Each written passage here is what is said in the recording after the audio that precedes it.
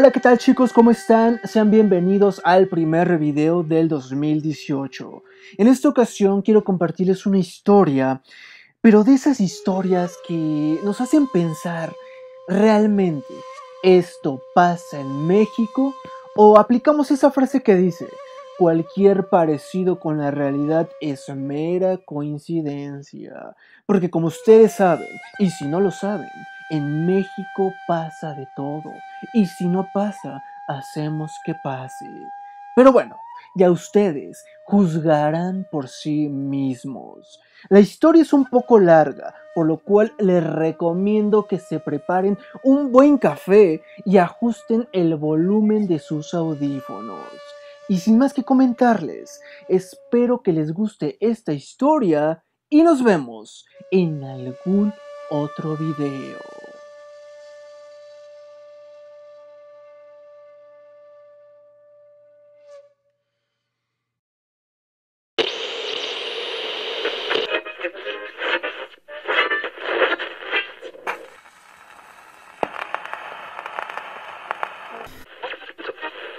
Soldados de la República, me dirijo a todos, a los que formaron parte del Ejército Federal y a los que formaron parte del Ejército Insurgente. Este es el momento romántico, Duque Colgate, un programa hecho especialmente para que usted comience a soñar. La señora Frida Kahlo de Rivera falleció a las 4 horas.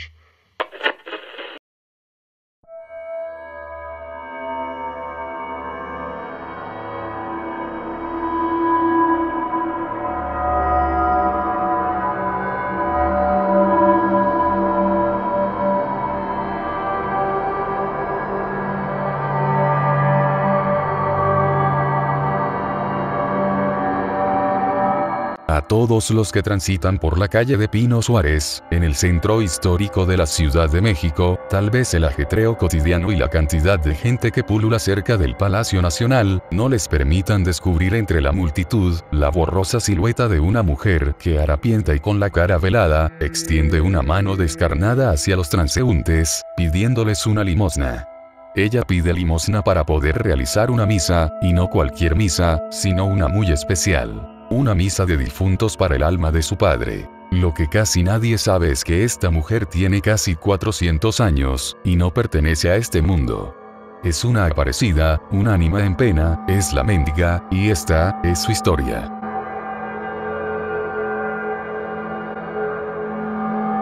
A mediados del siglo XVII, la ciudad de los palacios era esplendorosa. Comerciantes, militares y nobles, se disputaban por tener la casa más rica y suntuosa de la capital de la Nueva España.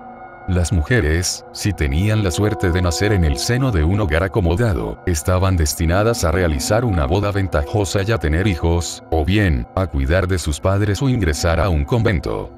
Todo dependía de la dote, es decir, del dinero que tuviera la familia. De allí que muchos advenedizos buscaran una boda ventajosa, no por amor, sino por dinero. Tal era el peligro al que estaba expuesto la bellísima doña Amalia de la Paz, hija del acaudalado comerciante don José de la Paz, y quien tuvo la desgracia de que su madre muriera al nacer ella. Fue criada por una nana y las sirvientas del suntuoso palacio, situado en la calle de Flamencos, antiguo nombre del actual Pino Suárez. Celoso de su belleza, su padre, un viejo descendiente de catalanes, tenía encerrada a la joven, con la esperanza de que se casara con algún pariente del virrey. Debido a las largas jornadas de trabajo de don José, necesitaba a alguien que cuidara de su única y hermosa hija, por lo que contrató los servicios de Ramiro, el hijo del administrador de la hacienda azucarera, que tenía en las cercanías de Cuernavaca. Este muchacho gozaba de toda la confianza de su patrón, quien lo consideraba un joven trabajador y honrado, con deseos de progresar. Lo que don José no sabía era que el joven poseía oscuros planes para su futuro. Deseaba convertirse en un personaje de la corte de la Nueva España, codearse con los acaudalados y llevar una vida de lujos y placeres. No le importaba cómo lo conseguiría, estaba dispuesto incluso de vender su alma al diablo con tal de lograrlo. y por ello aparentaba nobleza y humildad, cuando lo que anidaba en su corazón eran sueños de placer, envidia, traición y poderío. Poco a poco, como araña alrededor de su presa, fue tejiendo la tela. Así, decidido a jugarse el todo por el todo, y sin importar cuánto tiempo le llevara, se convirtió en la sombra de la joven heredera. A fin de cuentas, ese era el encargo del patrón: cuidar de la hija y buscarle un matrimonio ventajoso. Una mañana lluviosa, doña Amalia se apresuraba a salir. Al verla, Ramiro se acercó a ella, y haciendo una profunda reverencia, le preguntó: Señora mía, ¿a dónde va tan temprano? Voy a dejar estos costales de azúcar al asilo cercano. Mi padre lo envía cada principio de mes y me gusta llevarlos personalmente. Nuestro padre es muy generoso con los necesitados.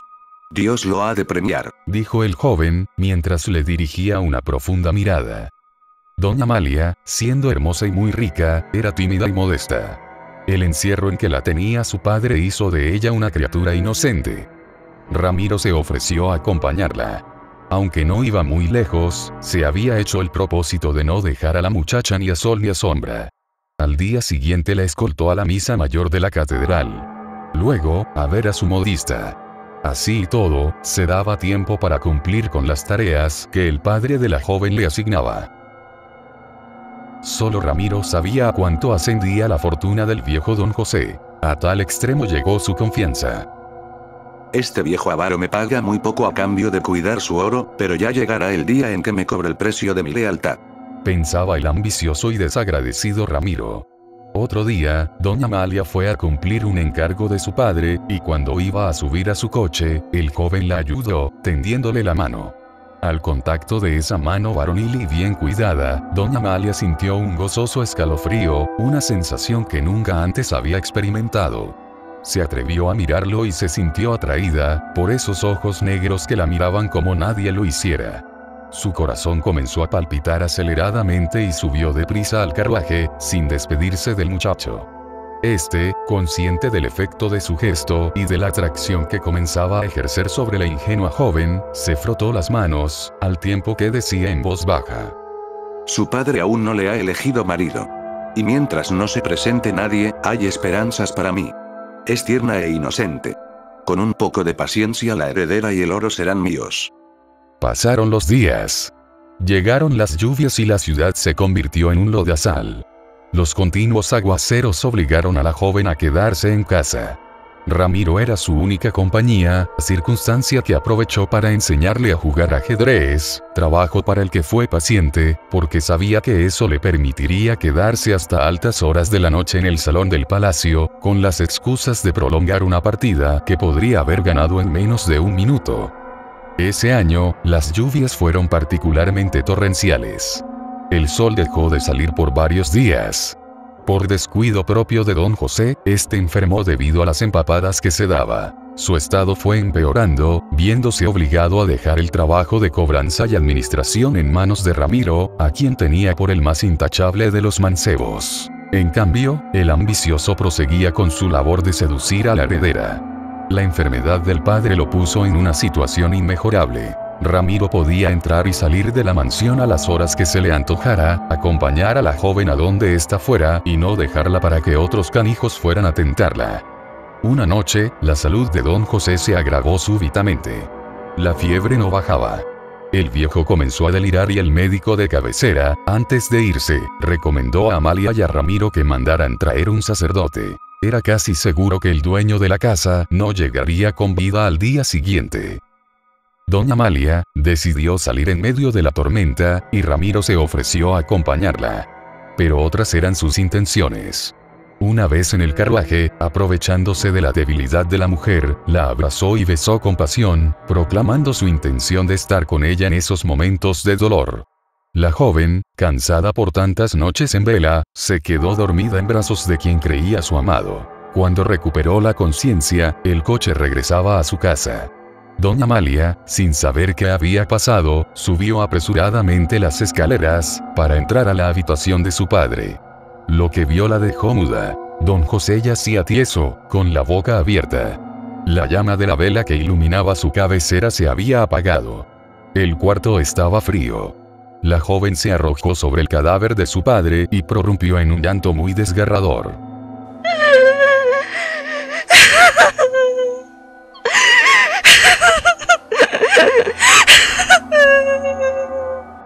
Todo es mi culpa. Ha muerto sin recibir el consuelo divino. Y jamás me lo perdonaré.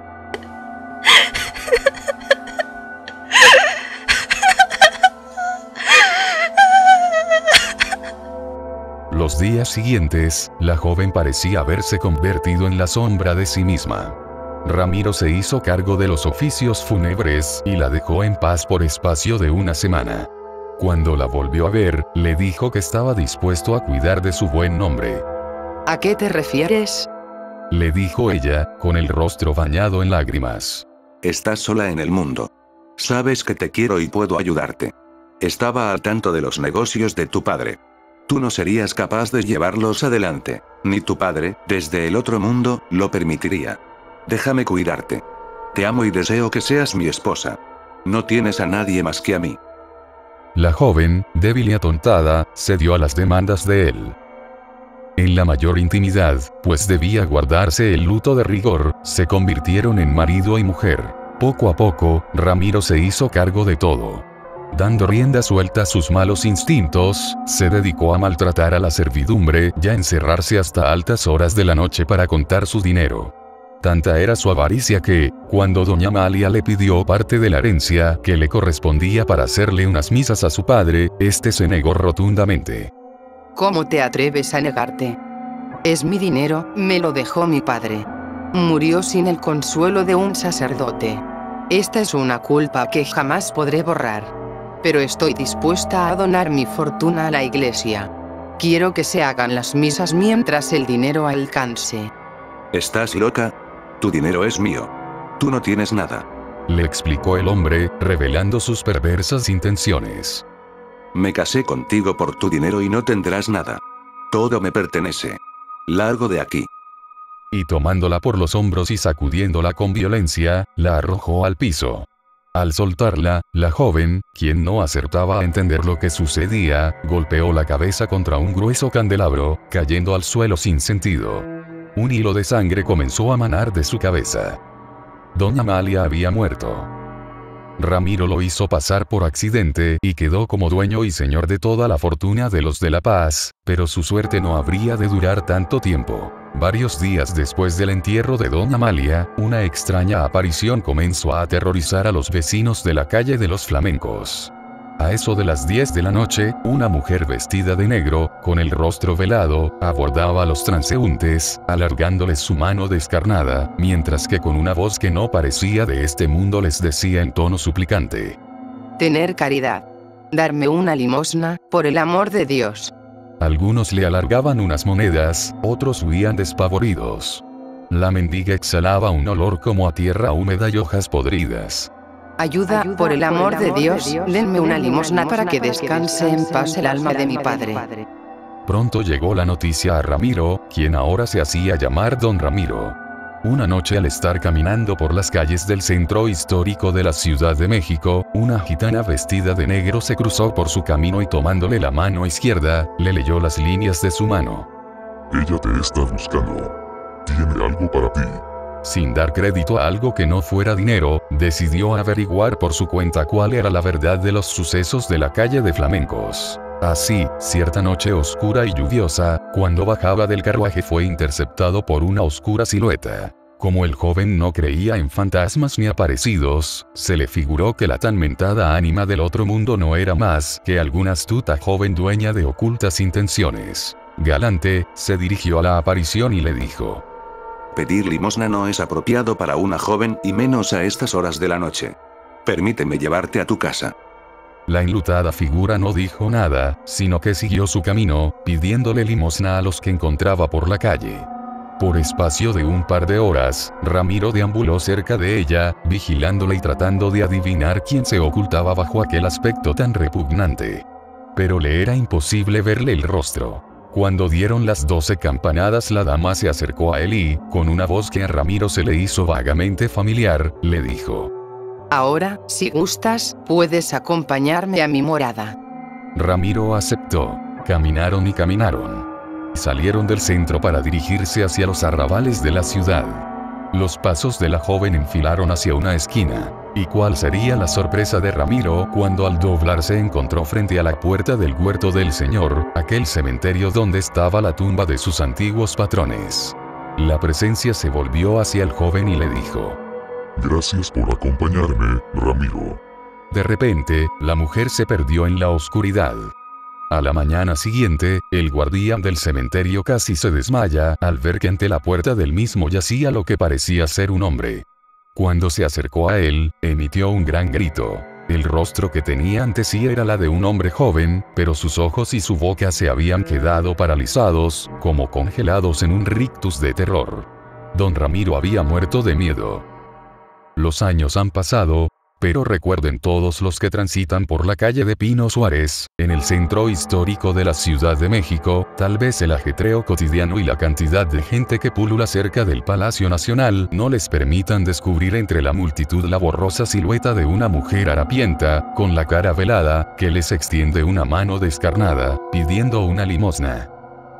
Una limosnita por el amor de Dios.